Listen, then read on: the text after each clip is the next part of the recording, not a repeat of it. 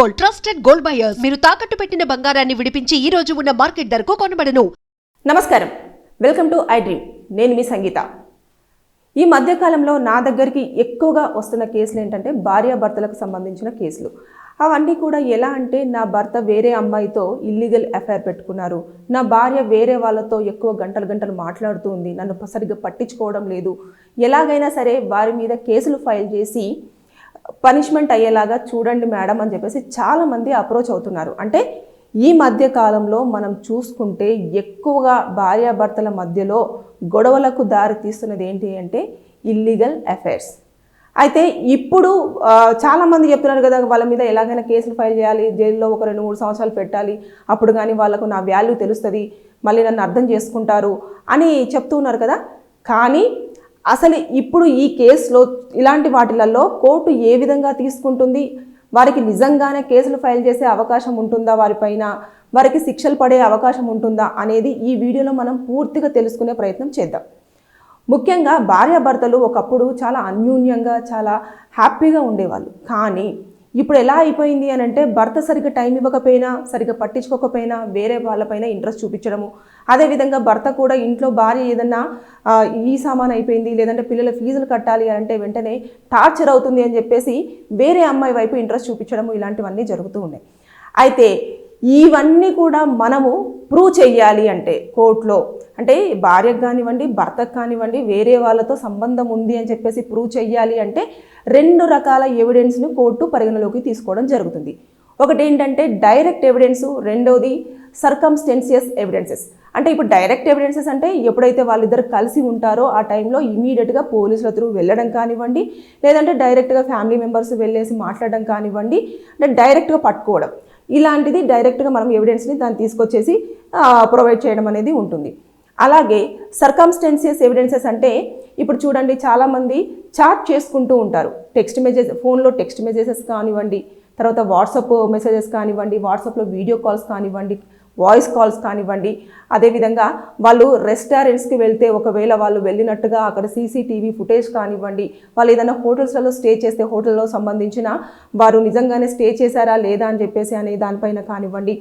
అంతేకాకుండా ఒకవేళ భర్త నుంచి కానివ్వండి, భార్య అకౌంట్ నుంచి కానివ్వండి, వారు ఇష్టపడుతున్న వ్యక్తికి ట్రాన్సాక్షన్స్, వారి అకౌంట్లోకి డబ్బుల ట్రాన్సాక్షన్స్ జరిగినా కానివ్వండి, లేదంటే ఏదైనా వస్తువు కొంటే అది ఎవరి పేరు మీద తీసుకున్నారు, ఇతని పేరు మీద తీసుకుంటే ఎందుకు తీసుకున్నారు, ఎప్పుడు తీసుకున్నారు, అది ఇంట్లోకే తీసుకున్నారా, లేదంటే వేరే వారికి ఎవరికైనా ఇవ్వడానికి తీసుకున్నారా, ఇవన్నీ కూడా మనము మొత్తం గ్యాదర్ చేసి వాటిని పెట్టేసుకొని కోర్టులో ప్రొడ్యూస్ చేయాల్సి ఉంటుంది.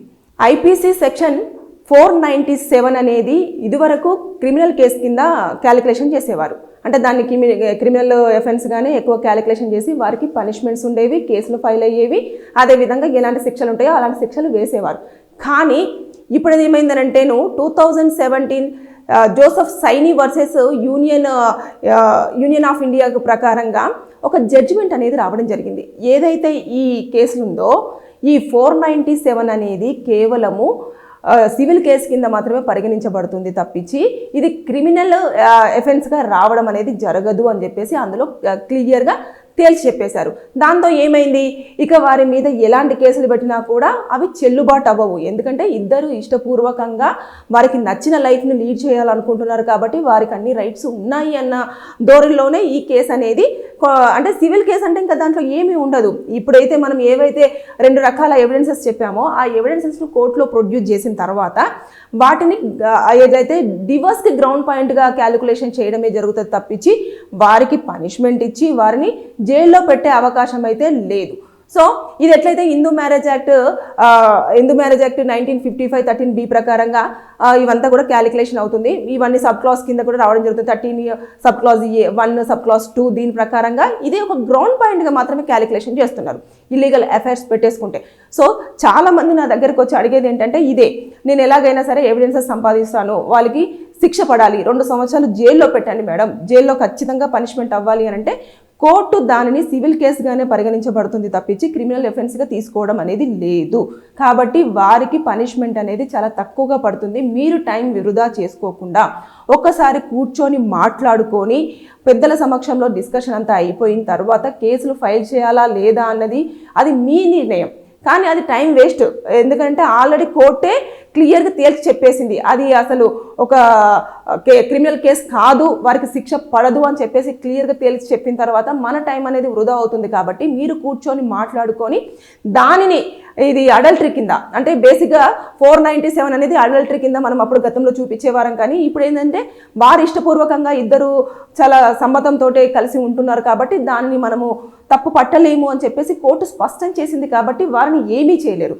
దయచేసి మీరు ఎవరైనా సరే టైం వృధా చేసుకోకుండా మీరు కేసు ఫైల్ చేయాలి అనుకుంటే డివోర్స్ కింద మాత్రమే ఆ గ్రౌండ్ పాయింట్ని చూపించేసి వారు మీకు కరెక్ట్ పర్సన్ కాదు అని చెప్పేసి విడాకులు తీసుకుంటే మీరు మనశ్శాంతిగా ఉండడమే కాకుండా అన్ని రకాలుగా హ్యాపీగా ఉంటారు. దీనివల్ల ఏమవుతుందంటే వారిని ఇప్పుడు కోర్టు ఏం చేయలేకపోతుంది అని చెప్పేసి మైండ్లో రకరకాల ఆలోచనలు తెచ్చుకొని వారిని కొట్టడం కానివ్వండి, అదేవిధంగా వారిని హింసించడం కానివ్వండి, వాళ్ళు వెంట పడేసి ఎవరినో పెట్టేసి చంపాలన్న ప్రయత్నం చేయడం కానివ్వండి, కొంతమంది చంపేయడం కానివ్వండి, ఇలాంటి చేసి మీరు క్రిమినల్స్గా తయారవుతున్నారు తప్పించి వారికి అనేది పనిష్మెంట్ అనేది పడడం లేదు. సో జాగ్రత్త, మీరు ఏది చేసినా సరే కంపల్సరిగా లీగల్ అడ్వైజ్ అనేది తీసుకోండి. అందులో ఎంతవరకు న్యాయం ఉంది, మనము అప్రోచ్ అవుతే మనకు న్యాయం జరుగుతుందా లేదా, కోర్టులు ఏ విధంగా ఉన్నాయి, ఎప్పటికప్పుడు అమెండ్మెంట్స్ ఏమేమి చేంజ్ అవుతున్నాయి అనేది పూర్తి స్థాయిలో అవగాహన తెచ్చుకోండి అని చెప్పేసి నేను ఈ వీడియో త్రూ మిమ్మల్ని కోరుకోవడం జరుగుతుంది. అంతేకాకుండా మీకేమైనా లీగల్ డౌట్స్ అనేవి ఉంటే కింద కామెంట్ రూపంలో తెలియజేయండి. నేను దానిపైన వీడియో చేసి మీకు దానిపైన ఉన్న డౌట్ అంతా కూడా క్లియర్ చేయడానికి ట్రై చేస్తాను. Thank you. And don't forget to subscribe to iDream. And for more videos, Please subscribe to iDream. Please subscribe to iDream. Please subscribe iDream. And please subscribe to iDream.